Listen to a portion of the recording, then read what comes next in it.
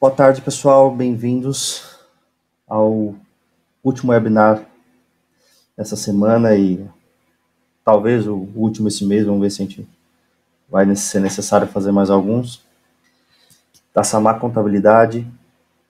Hoje, contando com a participação especial do meu grande amigo João Teixeira, da Hold Gestão Patrimonial. Boa tarde, professor. Bem-vindo e muito obrigado por aceitar nosso convite. Eu que agradeço, Thiago. Boa tarde a todos. Vai ser um grande prazer aí bater um papo com todos vocês. Bacana. Eu vou pedir para todos fiquem por hora com o microfone silenciado, né? Para não haver ruído na sala. A gente está gravando esse conteúdo, depois vai para o YouTube, no canal da Samar, que é o Contador Ricardo. E se tiver dúvida, me chama no chat aqui. Tem um balãozinho com 3 botões. Se a dúvida for muito extensa, aí você pode abrir o seu microfone e fazer a pergunta. Vamos tentar deixar tudo para o final. Certo?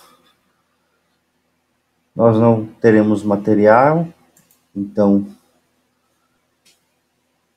a conversa aqui vai ser um bom bate-papo, né, professor? E, na verdade, eu vou pedir que o senhor já inicie se apresentando, né? O que o senhor faz, qual a especialidade e o tema que a gente vai abordar aqui, que é a gestão e a proteção patrimonial nesse tempo complicado que a gente está passando aí. Bem-vindo mais uma vez, professor. Obrigado, Thiago. Bom, pessoal, boa tarde a todos. Vamos dar início, então, ao nosso bate-papo, proteção patrimonial nesse momento, né? Olha só, para quem não me conhece, eu sou o João Teixeira, João Alberto Teixeira. Eu sou aqui do interior de São Paulo, cidade de Tupã, fica próximo a Marília, Presidente Prudente. Eu nasci e moro aqui. A minha formação hoje é Direito, Contabilidade, mas eu me apresento que eu nunca fui advogado e nunca fui contador, né?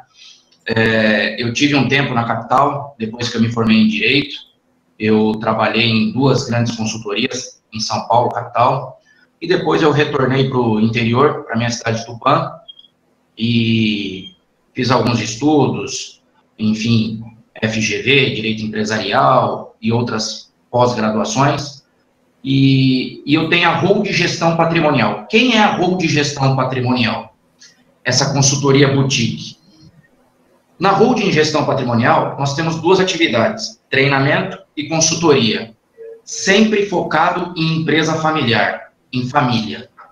Então, a minha área de atuação nos últimos 12 anos sempre foi família, conflitos familiares, governança corporativa, governança familiar, holding patrimonial, holding familiar, como queiram chamar, ou seja, reestruturação no patrimônio da família. É um grande prazer hoje estar com a Samar Contabilidade, parceiros nossos. Temos um cliente em comum, e vários clientes que iremos conquistar daqui para frente, nessa grande parceria que fizemos. Como o Thiago bem disse na abertura, ele me conheceu num treinamento que eu ministro há mais de 10 anos pelo Brasil, de holding familiar, e desde então a gente manteve contato, como eu tive o prazer de conhecer também o Carlos, que está aqui na sala, né, em treinamento. E essa é a minha área de atuação, treinamentos para advogados, contadores, empresários, família, e consultoria para empresa familiar. E hoje, nesse nosso bate-papo, nós vamos focar dentro desse planejamento sucessório, que tem vários pilares, eu digo, um pilar muito importante, a gestão do patrimônio da família, a proteção do patrimônio da família, principalmente nesse momento que estamos passando, esse momento incerto. Eu, escutando várias pessoas, cheguei num conceito que todas as crises que nós passamos, e vou pegar a de 2008, né, antes de 2008, que tem na nossa história no Brasil, todas, tirando essa última, todas, elas avisaram, elas chegaram e estávamos meio que preparados. Essa daí não avisou que vinha, né? Ela chegou simplesmente, e parece que ela não tem data para ir embora. Então, é o que eu falo, temos que nos reinventar, temos que nos reprogramar nessa quarentena. E uma expressão que a gente está usando muito, né, na internet, nesses bate-papos virtuais, é que como é que é a expressão que o pessoal vem usando muito? O novo normal, né? O novo normal. Então, vamos nesse novo normal trocar essa ideia hoje aqui. Qual que é o foco aqui hoje? Olha só, uma família, um empresário, né?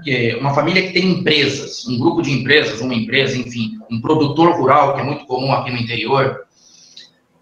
Enfim, trabalhou a vida inteira e vem trabalhando. E chega num determinado ponto da vida que ele acumulou um patrimônio. E o que fazer com esse patrimônio? Pessoal, o primeiro enfoque, o primeiro ponto que a gente vai trabalhar é comparar se, para essa gestão e proteção de patrimônio, vale a pena abrir uma empresa para fazer essa gestão, a famosa holding patrimonial. Comparar com o quê? Com o processo de inventário, com o que toda família passa ou vai passar um dia, né? Quando um patriarca, uma matriarca faltar, tem que abrir o processo de inventário.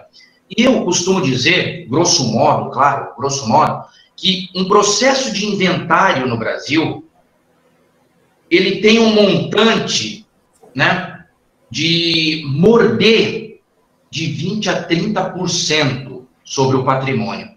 E eu estou sendo, assim, muito conservador nessa mordida, de 20% a 30%. É claro que depende de cada caso e depende muito do Estado, porque nós vamos falar de um tributo aqui hoje, de um imposto que é o ITCMD, o Imposto de Transmissão, Causa, Mortes e Doação, que em alguns estados hoje já está progressivo, ou em 8%. E para alguns estados tem a chance ainda de aumentar essa alíquota, como é o nosso caso São Paulo. Né? Eu divulguei em redes sociais e por WhatsApp o famoso projeto de lei de São Paulo, né, da Assembleia Legislativa de São Paulo, o projeto de lei 250 de 2020, onde o Estado de São Paulo está estudando majorar a alíquota do ITCMD, esse imposto do inventário. Hoje, para nós aqui no Estado de São Paulo, tanto para doação quanto para o inventário, a causa mortes que a gente fala, a alíquota é 4%. E o projeto de lei vai jogar a 8% no máximo que a lei permite. Então, vai ser como em outros estados. Vai ter a parte isenta e aí vai vir progressivamente, ou como os outros tributaristas falam, escalonado, né? Tem uns que usam escalonado, tem uns que usam progressivo. Eu prefiro progressivo. Então, o tributo vai ser progressivo. Então, vejamos, para essa gestão e proteção do patrimônio família, compensa abrir uma empresa e alocar esse patrimônio, ou seja, transferir esse patrimônio para essa empresa e preparar a sucessão nessa empresa? Se a gente fizer um comparativo com o inventário não tem preparação. A pessoa faleceu, na lei estadual, em alguns estados fala que você tem 30 dias para abrir o inventário, ou 60 dias, como é no nosso caso aqui em São Paulo. E aí já está correndo o prazo, e você tem que fazer esse processo, e vai ter essa mordida que eu disse, de 20% a 30%. Ora, pessoal, nós estamos falando aqui de uma ferramenta, ou melhor, nós vamos estudar uma ferramenta aqui, que é abrir uma empresa com o patrimônio da família, do casal, do patriarca, da matriarca, e onde eles vão programar a sucessão com os seus filhos. Então, isso não precisa ser da noite por dia, nem compensa, em razão do custo também. Mas isso pode ser programado, isso pode ser planejado, isso pode ser pensado. E é isso que a gente está trabalhando nesse período da quarentena, dessa crise do Covid. A ferramenta, às vezes, ela tem que ser do dia para a noite, quando a pessoa está doente, está com uma doença fatal, como um câncer, por exemplo, aí a família nos procura e a gente faz o processo meio que da noite para o dia. Agora, quando está tudo bem, quando está tranquilo, né, é possível programar o planejamento, é possível planejar a sucessão. Bom, e aqui o nosso ponto de partida, que nós vamos fazer essa balança, fazer o comparativo, inventário e o planejamento sucessório, a gestão e proteção do patrimônio através de uma empresa, através dessa holding patrimonial. Quem pode abrir essa holding patrimonial? Né? Ou quem deveria abrir essa holding patrimonial? Ou quando a família poderia pensar em ter uma holding patrimonial? Primeiro ponto é quando está tudo bem na família. E o que eu quero dizer estar tudo bem na família? Saúde, saúde física, saúde mental e saúde harmoniosa. Além da financeira, claro, né? E saúde harmoniosa. A família que consegue conversar ainda. A família que é possível se reunir numa mesa e planejar, e fazer um planejamento juntos, ok? Pessoal, por que eu estou dizendo isso? Porque eu acho que não é novidade para ninguém aqui, e eu acho que tem em todas as famílias, como tem na minha, por exemplo, que toda família tem conflito. Né? Conflito de interesse, conflito familiar, conflito na empresa. E quando a gente usa a palavra conflito, não é sinônimo de briga, disputa. Tem família que já está nessa seara. Agora, tem família que tem conflitos, mas, como todas têm, mas conflitos que são ainda passíveis de resolver, de equalizar, através de um acordo, de um contrato, de uma divisão, né? De um planejamento, principalmente patrimonial. E é isso que a gente veio conversar hoje, né? Não deixando ir para o inventário, o que a família pode fazer? Programar a sua sucessão, programar a proteção no patrimônio, para que esse patrimônio não caia por terra, não vá por água abaixo, perdão. Ou seja, parte para o governo, e eu sou formado em Direito, então eu posso falar, né? Deve ter advogados assistindo a gente aqui hoje. Parte para advogados, principalmente quando tem disputa familiar e entram vários advogados. Agora, é claro que no planejamento sucessório você vai precisar de um bom contador, de um bom advogado, mas eu falo em disputa, não deixar ir para disputa, né? E a família perder com isso, dilapidar o patrimônio com isso.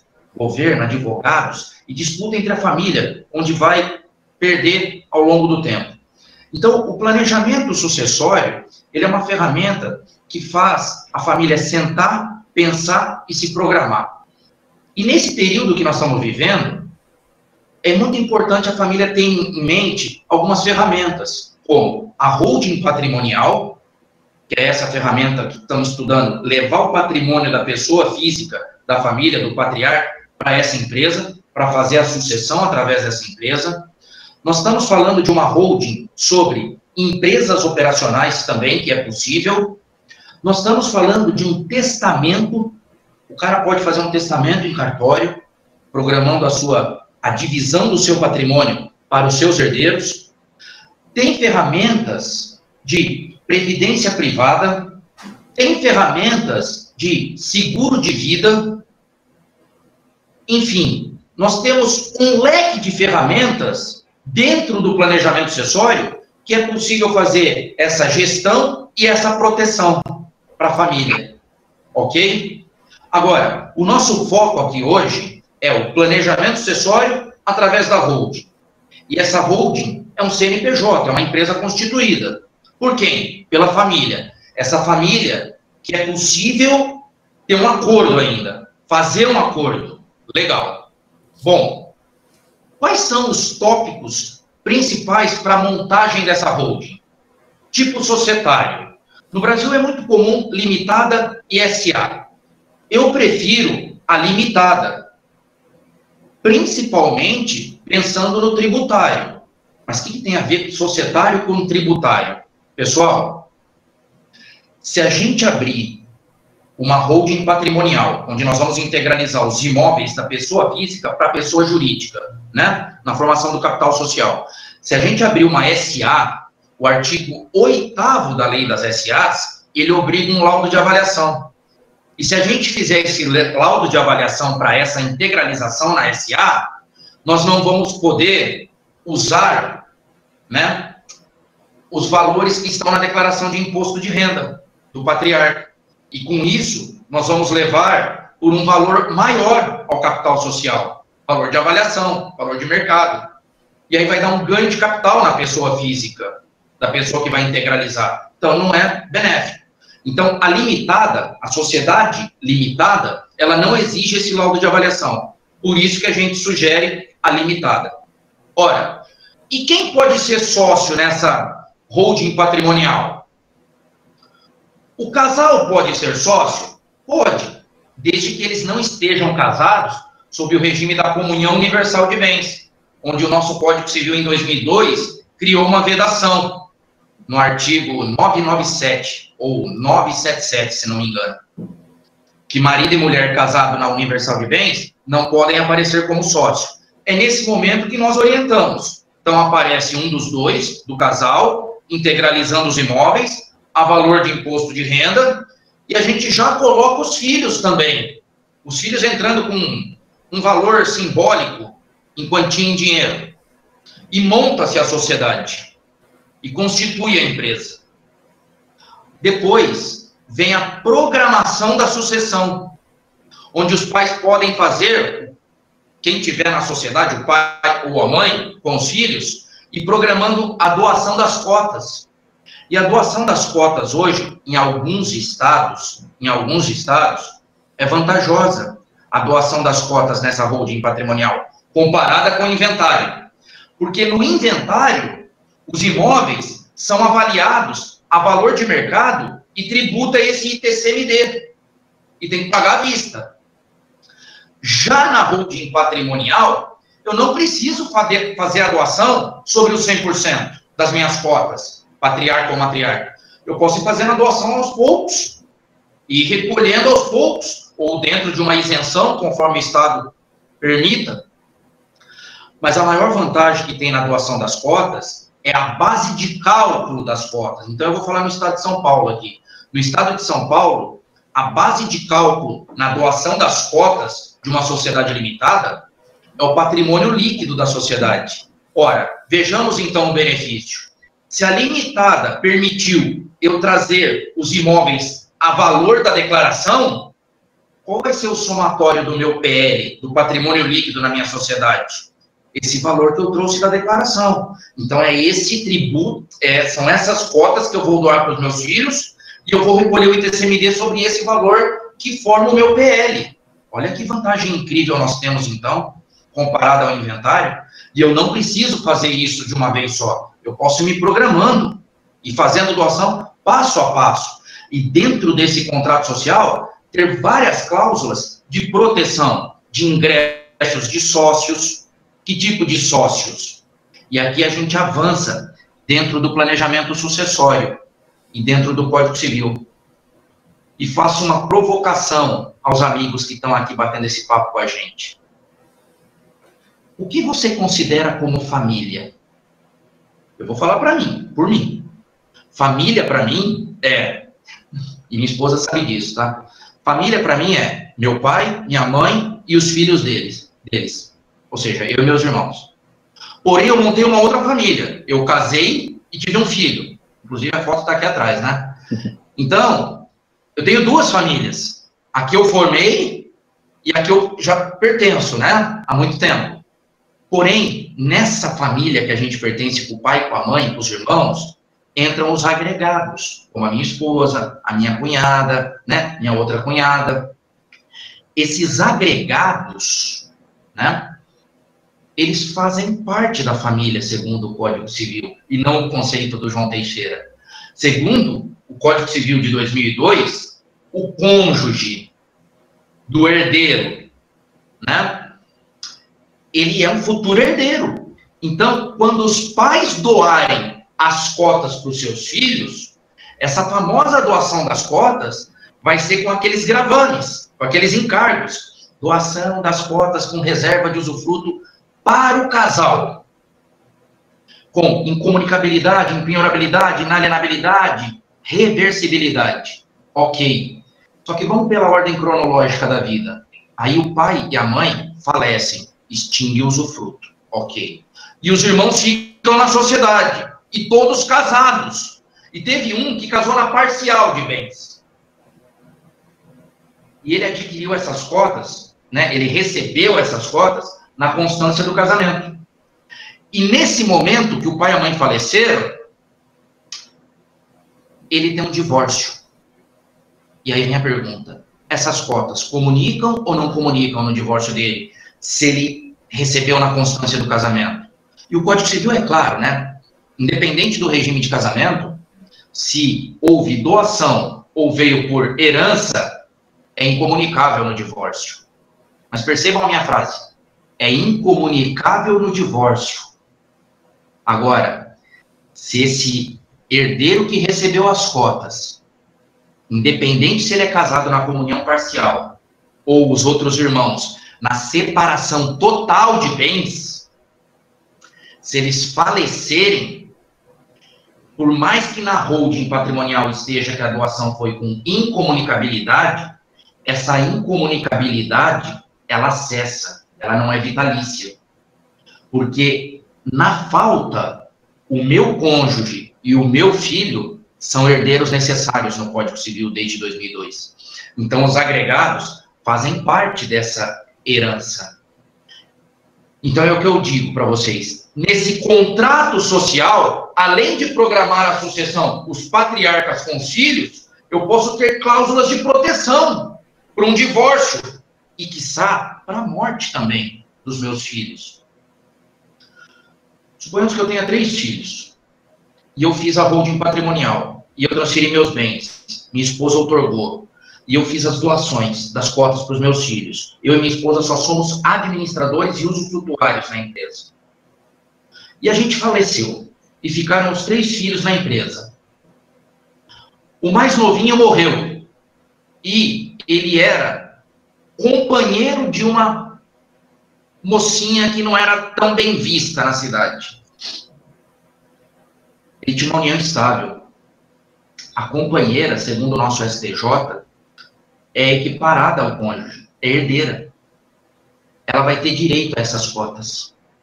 Só que entra uma cláusula no nosso contrato social, a cláusula do affectio societatis, de proteção, de entrada de pessoas não desejadas.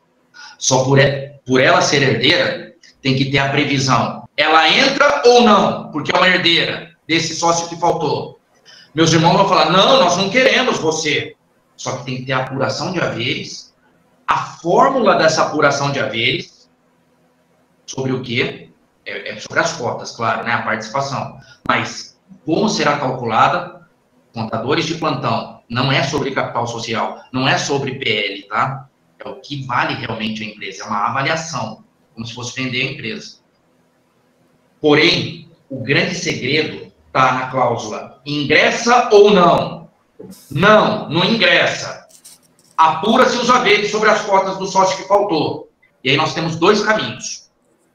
Ou a empresa contrata um seguro de sucessão empresarial e paga o herdeiro, ou programa-se para pagar essa apuração de haveres, não como está lá no Código Civil, no artigo 1007 ou 1009, 1007 eu acredito, 1003, perdão, 1003, em 90 dias, ou como alguns contadores colocam no contrato, no modelo de junta comercial, 12 meses. Não, vamos colocar 5 anos para frente, 60 meses, 120 meses, conforme ao patrimônio da empresa. E o Código Civil não veda, né, professor? Oi? E o Código Civil não faz vedação sobre a maneira de pagamento. Perfeito, Thiago, perfeito. Fique muito à vontade aí para interromper dúvidas ou alguma mediação que você queira fazer, Thiago. O Código Civil, ele é muito claro, Thiago, bem observado por você, que ele fala 90 dias ou que estipular o contrato social. E quando a gente está falando de proteção patrimonial, mas sem prejuízo à herança, só que na lei fala que a herança não tem que ser paga à vista também. Pode ser programada para o herdeiro, né? Ou para aqueles agregados que serão herdeiros também, né? Então é isso que a gente tem que tomar cuidado quando vai fazer esse tipo de empresa. As cláusulas protetivas, ok, pessoal? Então, essa holding patrimonial que nós estamos trabalhando aqui hoje como gestão e proteção de patrimônio com foco em sucessão, eu costumo dizer que ela tem que ser trabalhada por dois grandes profissionais, advogado e contador, né, contabilista. E esse trabalho, ele tem 3 pilares importantíssimos: planejamento sucessório, planejamento tributário e proteção patrimonial. Então, trabalhamos agora o sucessório. Vamos para o tributário. Tributário é claro, até já entrei em um dos impostos, que é o ITCMD. Mas vamos para o tributário, parte negativa, a questão do ITBI. Tem ITBI? Vamos bater o martelo? De cara? Tem. Se a família tem imóveis na pessoa física, que já vivia de compra e venda, incorporações, aluguéis, se levar para a empresa e o objeto da empresa é comprar, vender e alugar, vai ter ITBI. Vai ter ITBI, ok? Então tem esse ponto que o pessoal chama de negativo. Eu não. Se eu comparar o ITCMD do inventário com o da holding patrimonial, o ITBI para mim ficou por baixo. E agora eu venho com o outro tributário. O que é mais barato? Alugar imóveis na pessoa física ou nessa pessoa jurídica que nós estamos estudando hoje? Essa holding patrimonial, ela não pode optar pelo simples e não compensa optar pelo lucro real. Então só sobrou o lucro presumido. E o lucro presumido do aluguel, que o percentual da presunção é 32%, aluguel hoje na holding patrimonial é 11,33%. Se der adicional, 14%. Legal. E a venda? Imóveis no estoque. Vender imóvel na pessoa física é ganho de capital, que hoje varia de 15% a 22,5% o ganho de capital na pessoa física. E na pessoa jurídica, eu vendendo imóvel na pessoa jurídica, vendendo imóvel pela holding patrimonial, se compensar, é 6%. Por que eu estou falando se compensar? Antes de transferir o imóvel da pessoa física para a pessoa jurídica, principalmente vocês contadores que fazem a declaração de imposto de renda, antes dessa integralização, veja com o cliente, né, quais imóveis é para uso próprio, quais imóveis é de aluguel e quais imóveis ele quer vender a curto prazo. Porque, às vezes, na pessoa física, é melhor vender um imóvel do que integralizar na jurídica e vender pela jurídica. Porque na pessoa física nós temos algumas hipóteses da não incidência do ganho de capital. Então, vale muito a pena, tá? Vender, às vezes, na pessoa física. Fazenda, por exemplo, é um exemplo, tá? Desculpa a redundância aqui. Por exemplo, um imóvel que compensa vender na pessoa física é a fazenda, ok? E aqueles imóveis adquiridos em 69, 70 e tal. Ok, pessoal? Essa é a parte tributária. Tem a parte contábil, que tem que ter um plano de contas muito bem apurado, ok? As obrigações acessórias, de MOB, certificado digital, um balanço bem feitinho, para poder distribuir o lucro tal para o usufrutuário e para os demais sócios, se for, sempre da maneira desproporcional às cotas, porque a limitada permite isso, né? E por último, a gente entra no quesito proteção patrimonial, que aí a gente vai abrir as perguntas, fazer um bate-papo. O quesito proteção patrimonial é importante para esse momento que nós estamos passando. Eu recebi várias perguntas, eu estou meio que isolado desde final de março, tá? Sem viajar, minha rotina mudou muito. Meu filho tem 5 anos, ele vai fazer 6 agora, mês que vem, e ele fez uma pergunta que eu peguei no pulo. Ele falou: mãe, quem que é esse cara que não sai de casa agora, tá todo dia aqui dentro de casa? Ou seja, ele estranhou a minha presença dentro de casa. Que aí, quem conhece, eu tô fazendo uma brincadeira só para quebrar um pouquinho aqui. Quem me conhece sabe que eu tenho uma rotina absurda de viagens aí, graças a Deus. E nessa quarentena, pessoal, nós temos que ter a famosa balança, né? Tem a parte boa e tem a parte ruim. A parte boa foi que eu estou convivendo mais com a minha família, né? Algo que eu não fazia há 10 anos aí, desde quando eu casei. Então, minha esposa sabia disso no contrato, mas meu filho, há 6 anos, não sabia disso, né? Tá entendendo um pouco mais agora. Então, essa quarentena teve esse ponto positivo que eu tô convivendo mais em casa. Mas, nessa quarentena, nesse isolamento que eu fiz, a pergunta que eu mais recebi dos clientes, de amigos, de contadores, de advogados, né, de outras áreas, pessoas que querem montar essa holding em razão de sucessão, tal, tributário, em razão desse projeto de lei aqui em São Paulo, se aumenta a alíquota ou não, é a questão da proteção também. João, eu sou empresário, eu estou fechando algumas filiais, João, eu não consegui suspender o contrato, porque o governo fala suspende, não suspende, reduz, não reduz. João, e eu mandei embora, João, eu estou com medo de uma trabalhista e tal. João, se eu montar essa patrimonial, se eu transferir o patrimônio, está blindado, está protegido, não vão me pegar? Pessoal, quem vai atrás dessa holding patrimonial, seja com o contabilista, seja com o advogado, o cliente já chega contaminado. Não é com o Covid, com H1N1, não. Ele chega contaminado com esses vícios de internet e dessas expressões. Muitas pessoas que vão buscar holding patrimonial hoje, envolvendo dois assuntos: pagar menos imposto e blindar o patrimônio. Pessoal, quem me conhece sabe que a minha vertente, tá? Blindagem não existe. Essa empresa não blinda patrimônio, tá? Contra terceiros. E nem empresas no exterior, tá ok? Offshores, trusts, fundações internacionais, ok, pessoal? LLC, enfim, BVIs. Pessoal, existe uma proteção patrimonial contra terceiros? Existe. Quando que ela existe? Quando eu não tenho incêndio. O que é não ter incêndio? Execução, processos em abertos, né?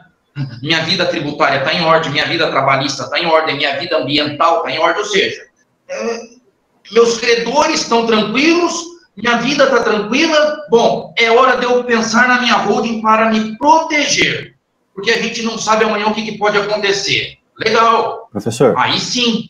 Pois não. Então, é válido dizer que o momento para se fazer isso, né, você falou do momento de saúde física, saúde mental, bem-estar da família, né, tá todo mundo unido, e principalmente também a saúde financeira, né, porque não adianta você ter uma série de processos, ou estar na iminência de, né, você ter débito tributário, débito com fornecedor, porque isso pode ser caracterizado fraude contra terceiro, que acaba deixando o quadro bem pior.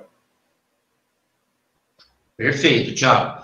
Quando eu fiz a abordagem, quem poderia abrir a holding? Família harmoniosa, saúde mental, saúde física, saúde na família e saúde financeira. E essa saúde financeira, bem observado por você, é a questão do passivo. Você está em ordem? Você não está no meio de incêndio? Não. Ok, então vamos pensar em transferência. E aí vamos pensar em doação das cotas. E aí eu gravei com impenhorabilidade. Bom, e aí vamos para o pior cenário. Vem uma trabalhista nessa pandemia.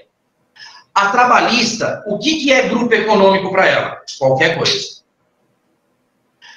Pode sair, eu sou sócio lá na minha empresa operacional. Pode a justiça trabalhista comprometer a minha empresa, entrar com a desconsideração da personalidade jurídica, vir para a minha pessoa física, achar a empresa patrimonial, ver que eu doei as cotas para o meu filho com empenhorabilidade, pode penhorar meu usufruto e pode pedir a penhora das cotas alegando fraude? A trabalhista pode fazer isso. E ela faz isso. Aí cabe você se eximir desse processo, com exceção de pré-executividade, como queiram aí os advogados chamar, né? Ok, mas não vai ser fraude, porque você fez a abertura da empresa e a doação das cotas antes do incêndio. Agora, se você fizer pós-incêndio, aí vai atingir a empresa patrimonial. Essa proteção, essa blindagem nunca existiu. Então, assim, é o que a gente fala nesse momento. Se você está se organizando na empresa com as medidas que saíram com o seu contador, se organize no seu patrimônio também, em razão tributária, sucessória e protetiva. É válido dizer, professor? Oi? Desculpa interromper novamente, mas é válido dizer que, como o senhor disse, eu também gravei isso no curso que a gente fez junto, a blindagem patrimonial é um sonho, ela não existe efetivamente. Não tem como você fazer uma blindagem 100%, mas você consegue um afastamento, né, um tempo para você fazer. né? Até citando o exemplo da trabalhista. Se você está com seus bens imóveis e tem uma trabalhista, eles são bloqueados de cara. Você já não consegue movimentá-los ali.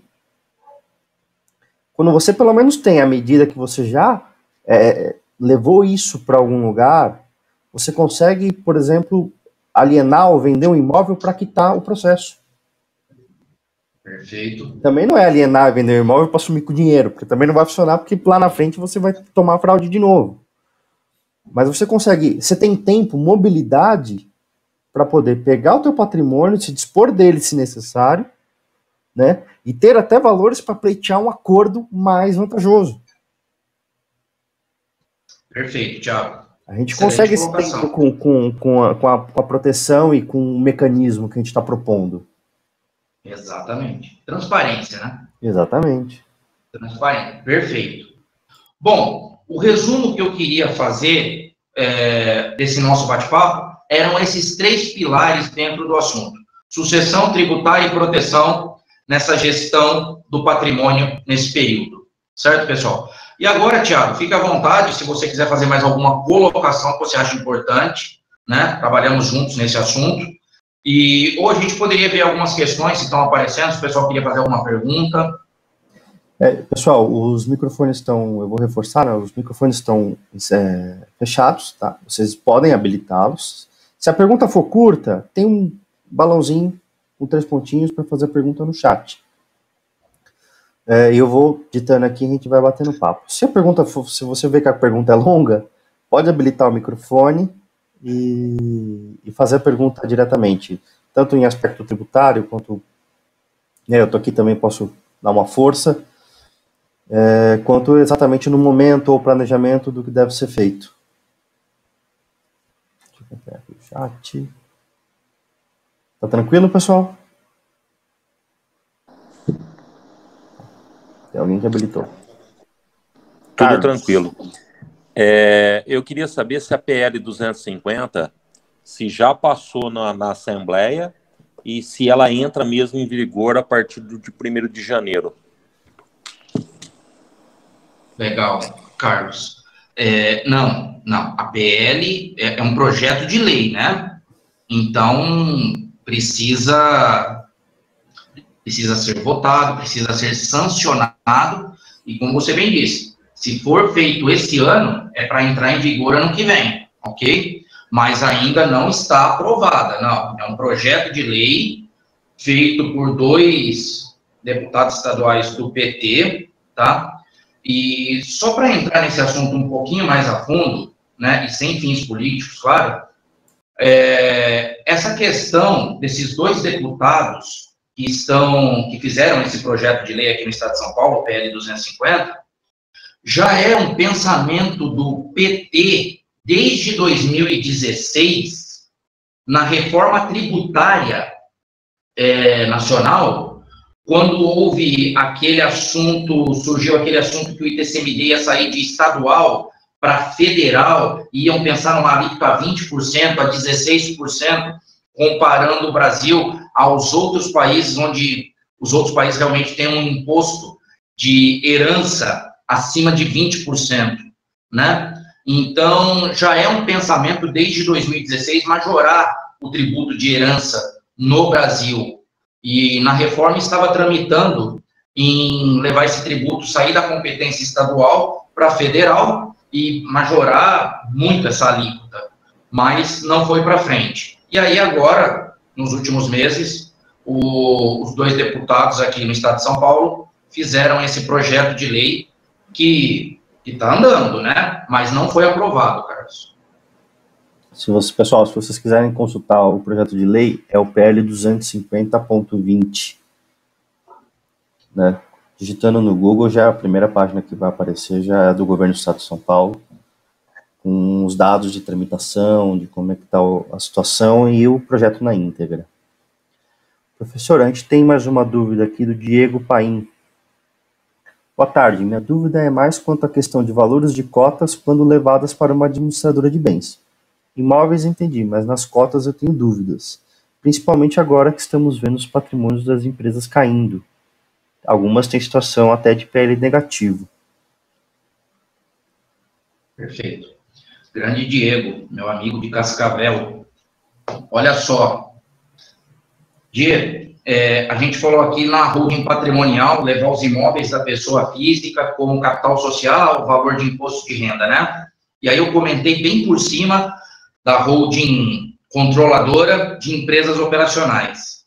Diego, quando é limitada, eu geralmente faço a operação assim, ó, quando o PL não está negativo, tá?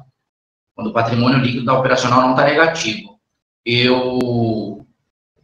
O sócio, ele se retira da empresa operacional com o montante das suas participações e integraliza na holding, e a holding entra no lugar dele. Então, não há alteração de capital social na empresa operacional, só uma mudança de sócios, certo? Então, o sócio pessoa física da operacional sai com o total das suas participações, seu direito, e integraliza esse direito como aumento de capital na holding que ele já é sócio, na holding pura, a gente chama. E essa holding, por lógica, entra no lugar dele na empresa operacional, mas na empresa operacional não há mudança de capital, então não mexemos em nada, ok? Diego, respondido? Ótimo. Pessoal, mais alguma dúvida? Enquanto vocês pensam na dúvida, professor, eu tenho uma. É uma situação polêmica, né? Mas é comum acontecer, né? Provavelmente eu já peguei, o senhor já pegou, e algumas pessoas conhecem famílias nessa situação. O patriarca, né? O matriarca tem uma quantidade X de bens. Em determinado momento, ele pretende fazer o planejamento, né? E tem ali um detalhe escondido, né? Ou tem um herdeiro que a família oficial não conhece, ou pode haver uma extra-família, né? E nesses casos, o que pode ocorrer? Vamos lá. É polêmico. Patriarca. Só repete o finalzinho que meu áudio pipocou aqui. Tá. O patriarca, né? Ele vai fazer o planejamento. Né, tem empresa operacional, tem bens, tem toda uma situação que ele está fazendo o planejamento. E na hora de fazer o planejamento, ele tem lá uma questão de um herdeiro que a família oficial não conhece. Tem um filho, outra mulher, ou uma outra família, em outro local, enfim, que eventualmente uma hora eles vão acabar conhecendo no falecimento dele. O que pode ser feito nesses casos? Legal. Vamos colocar 2 exemplos, para ficar claro. O patriarca já sabe que ele fez besteira, que ele pulou a cerca. Ele já conhece esse filho, mas a família não. Quando eu disse que para montar essa holding, para atingir esses 3 objetivos, sucessão, tributária e proteção, e essa proteção não é só contra terceiro, é dentro da família, é proteger o patrimônio para a família. Eu disse que tem que ter uma harmonia familiar e tem que saber o conceito de família. Então é muito importante, no início do trabalho, a família jogar muito aberto com a gente. Quem é a família, quem são os herdeiros, quem tem direito e quem é o patrimônio. Legal. Mas vamos lá. Caso a família não saiba dessa pulada de cerca, o que a gente fala para o patriarca? Primeira alternativa, abre o jogo. Abre o jogo porque na sua falta, esse herdeiro vai pegar e vai pôr sua família, a holding, todo o seu patrimônio, na justiça. E o juiz vai chamar a colação. O que é chamar a colação? Trazer tudo de volta e vamos redividir porque um herdeiro ficou de fora. Aí não foi feito planejamento sucessório. Ou faz o seguinte, abre o jogo, faz o planejamento, e aí que vem a maior dúvida das famílias. traz esse filho de fora para dentro da holding? Não. Se você quiser fazer uma divisão desigual, porque o Código Civil permitiu que os pais podem fazer uma divisão desigual da herança perante os filhos. Aí entra com o testamento. E no testamento, junto com a holding, doa a parte disponível para os filhos do casamento e deixa a tal da legítima, que tem que ficar para os herdeiros necessários, no testamento também. Então, você coloca na ferramenta do testamento o que eu quero deixar a mais, e o que a lei permitiu, que é o meu disponível, para os filhos do casamento, e o que eu estou deixando para todos os filhos que eu tenho, que é a legítima. E aí, para fechar a equalização, na holding, entra com aquela cláusula. Na falta do patriarca, os herdeiros, os sócios, votam ou não pelo ingresso de outros herdeiros. Inclusive é esse filho fora do casamento. Aí apura-se os haveres e paga a legítima desse cara conforme a apuração de haveres. Essa é a dica que a gente dá. Ótimo. Mas sempre assim, abrindo o jogo, né? Porque senão vai cair naquele primeiro exemplo de ir para a justiça e trazer a colação todo o patrimônio. Aí o planejamento foi por água abaixo. Tem uma dúvida aqui, do Luiz Carlos Alvani. Como proceder quando o cartório não aceita a integralização dos imóveis por conferência, exigindo escritura pública baseada em uma consulta junto a uma juíza que nem sabe o que é um contrato social, quando os pais são casados em comunhão universal de bens? Carlos Alvani, grande amigo aí também, Arapongas. Olha só, tanto o Diego Paim quanto o Alvani são do Paraná e amigos de Sescap lá, sou parceiro do Sescap Paraná. Olha só, o Alvani veio com essa questão mês passado, mês retrasado, porque ele teve um caso desse real. E a gente vivendo e aprendendo. Eu ministro o curso quase que no Brasil inteiro e trabalho nessa área. Hoje eu posso afirmar que em 18 estados aí no Brasil, 18, 19 estados. Tem o Código Civil, pessoal. Tem o Código Civil que é muito claro lá, artigo 1647, inciso 1 do Código Civil, onde temos a outorga usuária e a outorga marital. O que é isso, né? É quando o marido e a mulher não podem ser sócios, aí a gente coloca um dos dois como sócio, só que aí, no contrato, a gente tem que pôr o cônjuge que ficou de fora, outorgando a integralização dos imóveis ou uma doação de cotas. Legal. E o Alvani foi muito feliz. Juiz de comarca, principalmente comarca de interior, não sabe societário. Pega um contrato desse, pega um acordo de cotista, é grego para ele, né? Então, assim, além dos juízes, tem agora os cartorários concursados. E, às vezes, o cartorário se perde também.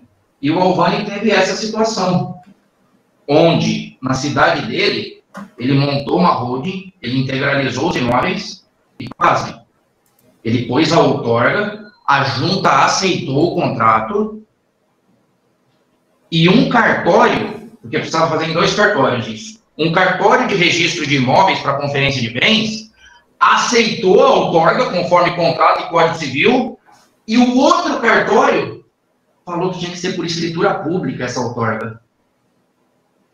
Gente, uma das maiores vantagens quando tem a integralização dos imóveis no capital social da holding patrimonial é que não precisa de escritura. A gente só faz a conferência de bens no cartório de registro de imóveis. Vejamos. Nesse caso do Alvani, o cara exigiu escritura por causa da cláusula da outorga e ele pulou o Código Civil. E aí eu respondi para ele, vai entrar com mandado de segurança? Vai suscitar dúvida? Vai demorar 2 anos. O cliente não quer isso, porque às vezes tem outros benefícios. Ele fez a escritura, se não me engano, né, Alvani? E por quê? Aí eu fui para o famoso Google e fiz uma pesquisa. O Tribunal de Justiça do Paraná, nos últimos casos, vem exigindo escritura pública nesse caso. Então, assim, é o que está acontecendo agora, sabe? Desanima nesse período que estamos vivendo, onde a balança não dá para equalizar entre, nessa pandemia, vida ou economia, que é comer, emprego, desemprego, na empresa aberta, é uma equalização difícil. E aí começa uma disputa de poderes, né? Uma disputa de partidos, de governo e tal. Então, assim, é o que está acontecendo na nossa legislação há muito tempo. É a junta atrapalhando o juiz atrapalhando a junta, cartório entrando no meio, sabe? Eles não falam a língua da lei. E aí nós aqui, consultores, advogados, contabilistas, travamos. E aí quem olha para nós? O cliente fala, você não sabe fazer? Você não tem habilidade para fazer isso? Você não tem conhecimento para fazer?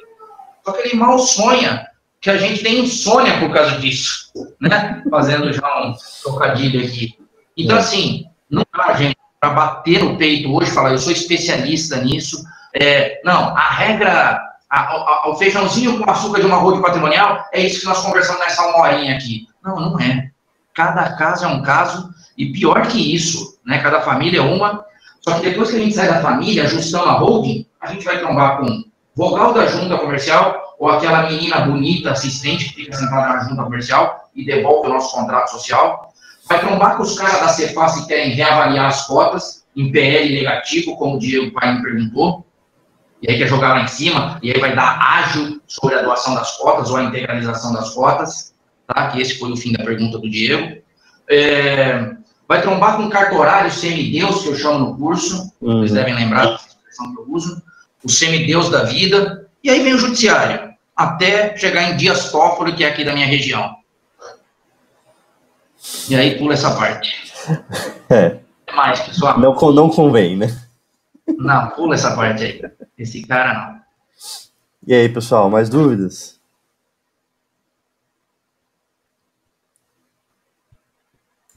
Aí, ó, o Alvani no chat colocou, foi feita a escritura. Feita a escritura. Infelizmente, um cartório aceitou, mas ele não pode bater de frente com o outro, senão o processo não anda. E a empresa não ia ser formalizada certinha. Eu peguei uma dessa também, uma integração de direito. A Junta Comercial de São Paulo, a matriz, não quer fazer. Ué, Thiago, nós temos um caso legal aí.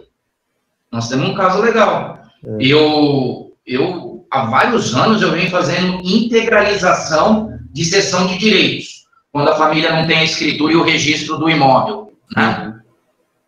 E você viu o contrato do interior de São Paulo, de Araraquara, que eu te mandei. Sim. Que eu fiz a cessão de direitos, a junta registrou normal. Perfeito. E agora, esse de São Caetano que a gente está fazendo, conta aí para os nossos amigos o que a junta exigiu. A assinatura, né, do anuente. De todos os herdeiros, né? São 20 herdeiros. Massa de gente, meu. Imagina você conseguir 20 assinaturas, o cara mal se fala. O cara que vendeu o imóvel pelo compromisso de compra e venda, no compromisso de compra e venda tem a cláusula da anuência, mas é um aditivo particular que a gente faz para fazer essa cessão de direitos para o contrato social. A junta aqui em São Paulo, esse ano, exigiu para nós, pessoal, a assinatura do anuente no corpo do contrato, para conhecer todo o patrimônio da família. E aí nosso cliente falou, João, o que é isso, cara? Aí não fizemos, claro. Vamos passar o imóvel primeiro para a pessoa física. Foi mais fácil fazer para a pessoa física e depois passar para a jurídica. É um absurdo. Gera um custo absurdo de escritura,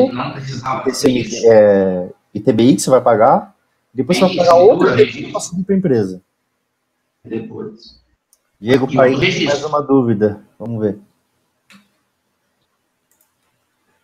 Claro, Diego, vai lá, vamos lá. Casamento ajuda? Diego, assim, a alteração do regime de casamento, ela é aceita, né? É por via judicial ainda, não pode se fazer, apesar de ter um projeto de lei do Senado tramitando, acho que é o projeto, é o PLS 69, tá, do ano passado, está tramitando no Senado para levar essa matéria, alteração de regime para cartório, e aí vai ser fantástico. Mas, infelizmente, a alteração de regime hoje é via judicial. Então, tem esse custo, esse trâmite para fazer. Eu sempre pergunto assim, Diego, o casal, eles fazem questão de serem sócios da holding? Só eles serão sócios, não vão pôr os filhos? Aí vão fazer a alteração do regime e vai colocar na empresa. Agora, se eles são casados na comunhão universal de bens, vão programar essa holding patrimonial para uma sucessão, onde, na hora que eles doarem as cotas, eles saem do quadro societário, principalmente o patriarca que estava lá, a mulher só otorgou, né? Mas ambos ficarão administradores não sócios e usufrutuários. Então, se a lógica é sucessão, eu costumo dizer que pouco importa o regime que eles são casados, porque no final do processo vai ficar igual. Eles não serão sócios, eles serão usufrutuários e administradores não sócios. Então, eu acho que não compensa entrar com alteração de regime, se o casal pretende fazer sucessão com seus filhos. Essa é a minha dica. Eu acho que agora, se eles não vão fazer sucessão, aí altera o regime. Mas não faz aquela dica de promove um divórcio, mora junto e vai ser sócio. Isso não, isso é fraude. Ele tem o caso dele, eu acredito que era o que a gente comentou, mas um caso de um loteamento, o filho está herdando a terra agora, mas é casado em comunhão parcial, e eles não têm filhos. Eu acredito que isso seja para a terra não ir para o cônjuge, Diego, seria isso? Então, vamos ler de novo? Eu tenho um caso de loteamento, o filho está herdando a terra agora, mas é casado em parcial. Ah, eu acho que eu já sei o que o Diego está perguntando, não é na questão de ser sócio, não. Não, se eles são casados na parcial, eles podem ser sócios, Diego, porque o Código Civil só veda 2 regimes, separação obrigatória e comunhão universal. Marido e mulher serem sócios, certo? Agora, se você está perguntando do herdeiro casado na comunhão parcial, onde ele vai herdar, e aí se comunica, e se ele fosse casado na total de bens não comunica, independente, não precisa alterar o regime. Porque lembra que eu falei? Se ele receber por herança e doação, e se ele divorciar um dia, não comunica. Tanto na parcial quanto na separação total. Agora, se um dia ele falecer, independente dele estar casado na parcial ou na total de bens, separação total, o cônjuge herda. Ele vai receber por herança e vai integralizar na ADM. A dúvida é as cotas dele na ADM. Tanto faz. Se ele recebeu cotas por doação ou imóvel e ele levou o imóvel e formou cotas. Ele recebeu esse imóvel na constância do casamento, mas como doação e transformou em cotas. Mas tem que colocar no contrato que integraliza o imóvel recebido em doação, papapá. E se ele divorciar, é incomunicável. Agora, se morrer, não. Aí vai pro herdeiro. Ou seja, pro cônjuge. Comunica. O negócio é não morrer, exatamente, Diego. A alteração aí vai pouco importar, Diego. Bacana. Tem um caso também do Luiz. É legal a junta comercial pedir anuência, por exemplo, imóvel de vários proprietários, o condomínio, de todos os proprietários. Tive um caso que a junta pediu e outro não pediu. Acho que foi o mesmo caso que a gente teve aqui, João. Então, para nós foi a mesma coisa, Alvani. Em Araraquara, São Paulo, eu fiz alguns ano passado, não pediu nenhum. Aliás, esse ano mesmo eu fiz o de Araraquara, não pediu. E agora aqui em São Caetano pediu para mim e para o Thiago. Então, assim, terrível. Não dá para ter uma regra, né? Quando você dá o poder da caneta para uma pessoa, é complicado. Cada caso vai ter uma surpresa aí, vamos aprendendo. Quiçá o seu, né, Alvani, que você me passou esse ano. Um cartório aceitou a anuência e o outro não. Nunca vi isso na minha vida, foi a primeira vez. Realmente.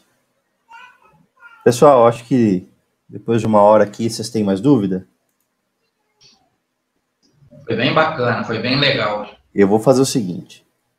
Para quem entrou e não se inscreveu, eu estou deixando o link de inscrição. Para quem se inscreveu, no mais tardar terça-feira, a gente vai estar enviando um e-book com um mix dessas informações que a gente combinou aqui, que a gente conversou, né? Que vai dar o gostinho e ter algum material aí escrito para vocês poderem receber. Em breve, a gente vai gravar esse vídeo, né? Ele está sendo gravado, né? Então, a gente vai postar ele no YouTube. Vocês também vão receber o link do canal para vocês poderem ouvir de novo, pegar alguma informação. Lá vai ter os contatos, enfim.